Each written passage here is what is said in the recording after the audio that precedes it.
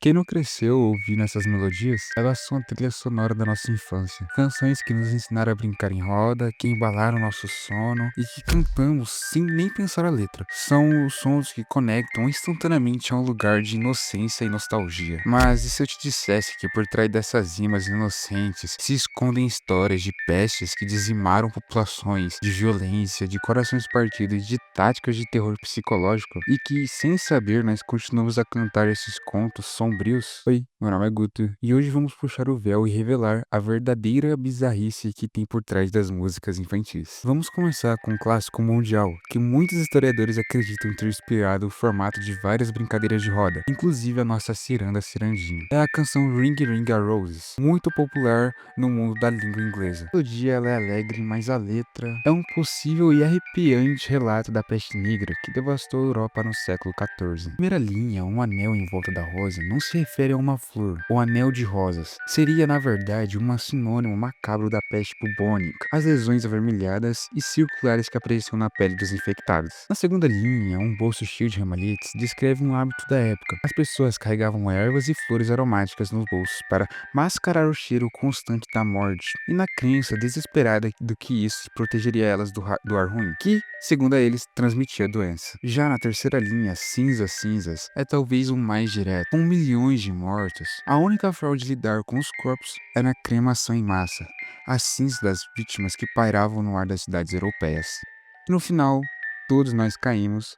Precisa de alguma explicação? Lógico que não, né? É obviamente a morte. A brincadeira de girar em roda e cair no chão no final seria apenas uma expressão sombria e infantil da mortalidade inevitável durante uma das piores pandemias históricas. Saindo um pouco da Europa medieval e vindo para o nosso quintal, temos um caso que nem precisa de muita interpretação.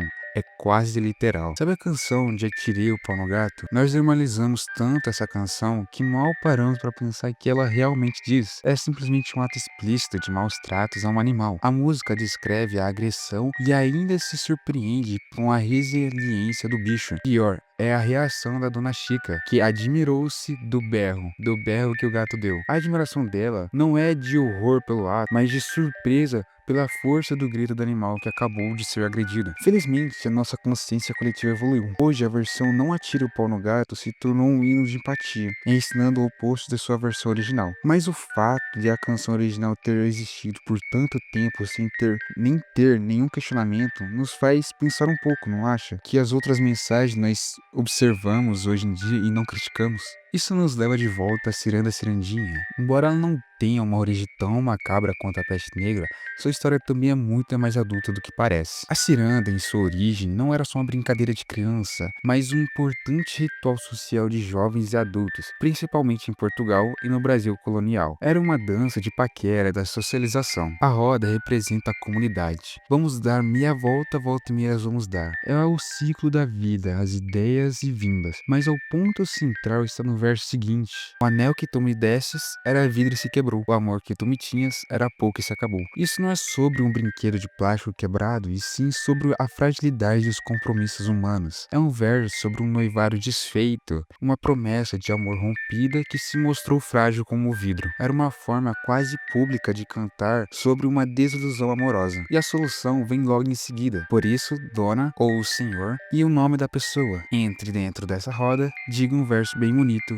diga adeus e vai-se embora. A pessoa com o coração partido convida outra pessoa para a dança, para que o ciclo da vida substituindo o amor que se foi. É uma canção sobre relacionamentos, rejeição e a seguir em frente, disfarçada de brincadeira de roda. Mas talvez a verdade mais bizarra e perturbadora esteja onde nós menos esperamos, nas canções de Ninar. Elas deveriam acalmar, trazer paz, segurança, certo? Então, medir o que há de calma em boi, boi, boi, boi da cara preta. Pega essa criança que tem medo de careta. Existia uma criatura folclórica assustadora, o boi da cara preta. A criança naturalmente tem medo, e a mãe e o pai, ou quem quer que seja cantando, não está protegendo a criança desse monstro. Pelo contrário, a letra é uma ordem direta para a criatura. Pega essa criança. Condição de ataque, o próprio medo da criança. É uma tática de terror para forçar o sono. É equivalente a dizer: é melhor você dormir logo, porque se você continuar com medo, eu vou deixar o monstro te apavore e te leve. É uma chantagem mensagem emocional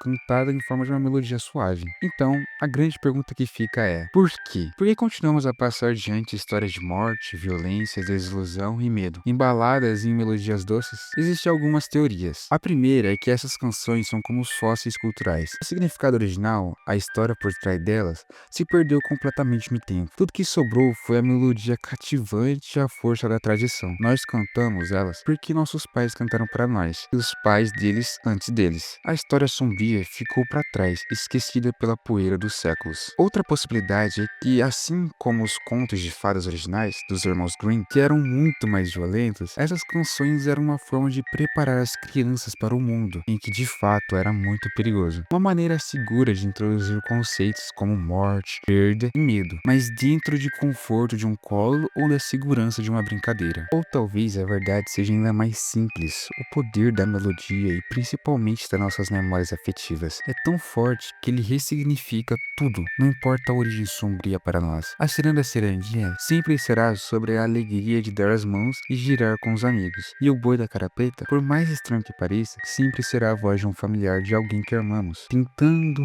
nos levar para o mundo dos sonhos. No fim, essas músicas são muito mais do que simples canções. Elas são cápsulas do tempo cheias de segredos complexos e às vezes bizarros.